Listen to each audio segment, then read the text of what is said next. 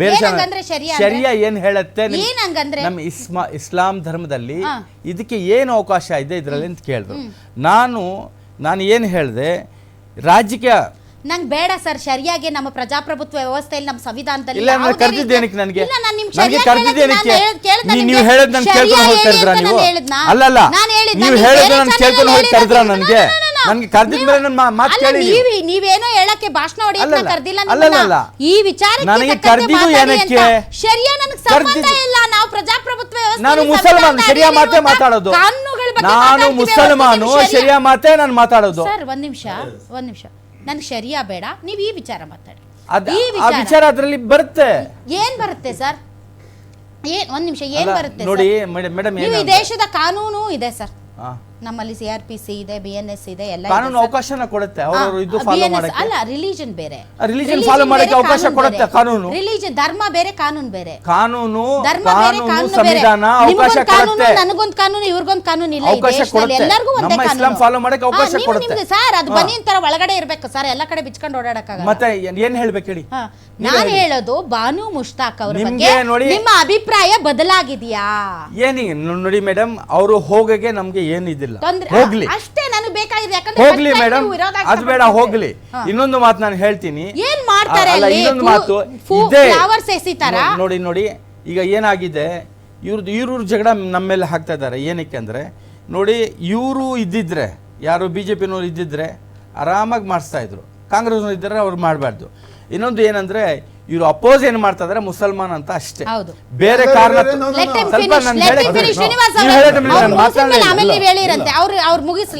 ನಾನು ನೋಡಿ, ಯಾಕಂದ್ರೆ ಇವ್ರು ಅಪೋಸ್ ಮಾಡ್ತಾ ಇರೋದು ಬೇರೆ ಮುಸಲ್ಮಾನರು ಅಂತ.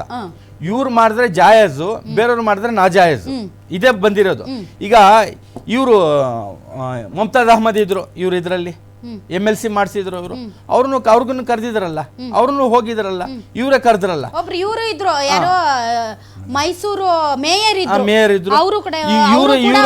ಇವರೆಲ್ಲ ಮಾಡಿದ್ರೆ ಜಾಯಜು ಹಲಾಲು, ಬೇರೆ ಪಾರ್ಟಿ ಮಾಡ್ಬಿಟ್ಟಿದ್ರೆ ಹರಾಮ್. ಇದು ಬಂದಿದೆ, ಅದಕ್ಕೆ ನನ್ಗೆ ಸಂಬಂಧ ಇಲ್ಲ. ನಾನು ಹೇಳ್ತಾ ಇರೋದು, ಅವ್ರು ಆಯ್ಕೆ ಮಾಡೋರೆಲ್ಲ ತುಂಬಾ ಒಳ್ಳೆಯವರಾಗಿರ್ತಾರೆ. ಹೌದು, ಇದು ಅಂದ್ರೆ ನೋಡಿ, ಯಾವ ಇದರಿಂದ ನೋಡಿ,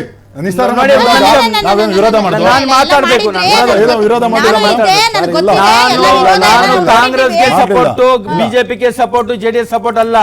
ಇರೋ ಮಾತು ಸತ್ಯ ಹೇಳ್ತಾ ಇರೋದು. ಇವರು ಜಗಳದಲ್ಲಿ ಕರ್ನಾಟಕ ಅಶಾಂತಿ ಮಾಡಿಬಿಟ್ಟಿದ್ದಾರೆ. ಇವ್ರು ಹೊಡೆದಾಡ್ಕೊಂಡು, ಇವ್ರು ಹೊಡೆದಾಡ್ಕೊಳ್ಳಿ, ಇದರಲ್ಲಿ ವಿಧಾನಸೌಧದಲ್ಲಿ ಹೊಡೆದಾಡ್ಕೊಳ್ಳಿ. ನಮ್ಮನ್ನು ಬಲಿ ಮಾಡಿ ಯಾಕೆ ಮಾಡ್ತಾರೆ? ಜನಗಳಿಗೆ ಅಲ್ಲ, ಜನಗಳಿಗೆ ಅಲ್ಲ. ಅವ್ರು ಮಾಡ್ಕೊಳ್ಳಿ, ಜಗಳ ಅವ್ರು ಮಾಡ್ಕೊಳ್ಳಿ.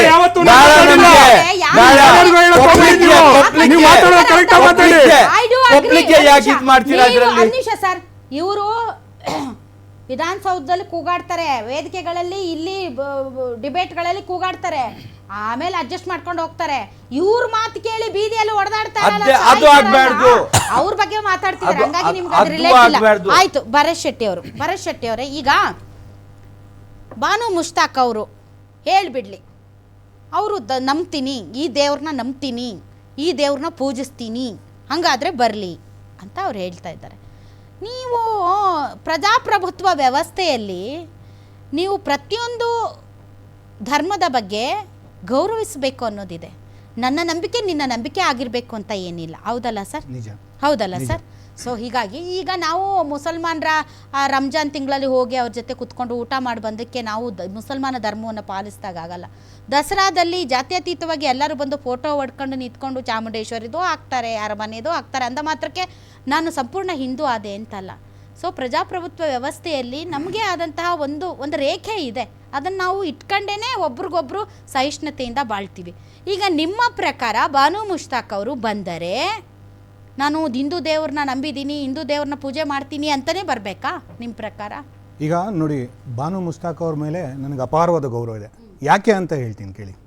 ಅವರು ಹಿಜಾಬ್ನ ತ್ಯಜಿಸಿದ್ದಾರೆ. ಈ ಭಾರತದ ನಾರಿ ಅಂತ ಹೆಮ್ಮೆಯಿಂದ, ಅಂದರೆ ಈ ಭಾರತದಲ್ಲಿ ನಾವು ಸ್ವತಂತ್ರವಾಗಿ ಓಡಾಡ್ಬೋದು, ಈ ದೇಶ ನಮ್ಮದು ಅಂತ ಅವ್ರು ಒಪ್ಕೊಂಡಿದ್ದಾರೆ. ಯಾವ ಕಾರಣಕ್ಕಂದರೆ ಹಿಜಾಬ್ ಮತ್ತು ಬೂರ್ಖಾ ಎರಡೂ ತ್ಯಜಿಸಿ ಒಂದು ಮಹಿಳೆಯಾಗಿ ಹೊರಗೆ ಬಂದು, ಅದು ಮುಸಲ್ಮಾನ ಮಹಿಳೆಯಾಗಿ ಹೊರಗೆ ಬಂದು ಈ ದೇಶದ ಒಂದು ಕಾನೂನಿಗೆ ಗೌರವ ಕೊಟ್ಟು ಇರೋದ್ರಿಂದ ಎಲ್ರಿಗೂ ತೆಗ್ಸಿಲಿಲ್ಲ ಅವ್ರು ಬಂದಿದ್ದಾರೆ. ಅವ್ರಿಗೆ ಸ್ವಾಗತಾರ್ಹ. ಯಾಕಂದ್ರೆ ಈ ದೇಶದ ನಾಗರಿಕರಿಗೆ ಅವರು ಪರ್ಸನಲ್, ಸಾದಿಕ್ ಪಾಷಾ ಪರ್ಸನಲ್, ಅವ್ರದ್ದು ಪರ್ಸನಲ್, ಎಲ್ಲ ಮುಸಲ್ಮಾನರು ತೆಗ್ಲಿಲ್ಲ.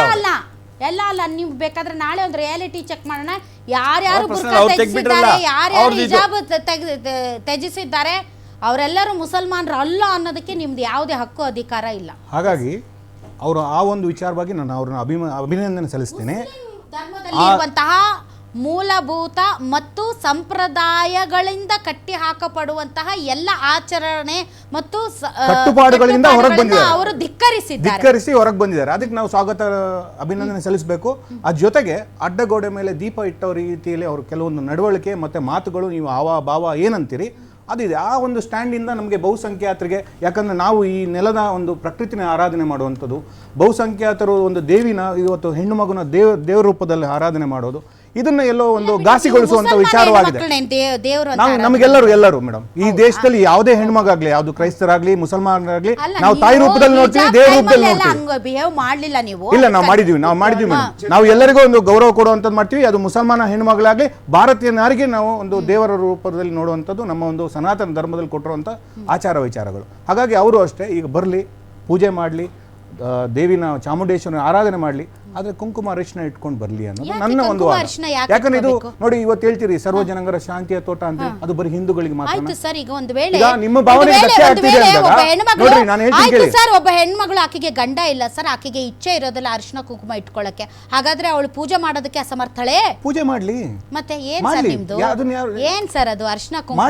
ಅರಿಶಿನ ಕುಂಕುಮ ಮಾತ್ರ ನೀವು ಹೆಣ್ತನನ, ಅರಿಶಿನ ಕುಂಕುಮ ಮಾತ್ರ ಪಾವಿತ್ರತೆಯನ್ನ, ಅರಿಶಿನ ಕುಂಕುಮ ಇಟ್ಕೊಂಡವ್ರು ಮಾತ್ರ ಪೂಜೆ ಮಾಡ್ಬೇಕಾ? ಹಾಗಾದ್ರೆ ನನ್ನ ತಾಯಿ ಪೂಜೆ ಮಾಡೋದಿಲ್ವಾ? ನನ್ನ ತಾಯಿ ಕುಂಕುಮ ಇಟ್ಕೊಳ್ಳಲ್ಲ, ನನ್ನ ತಂದೆ ಇಲ್ಲ ಕುಂಕುಮ ಇಟ್ಕೊಳ್ಳಲ್ಲ, ಪೂಜೆ ಮಾಡಬಾರ್ದು? ವಿರೋಧ ಮಾಡಿಲ್ಲ.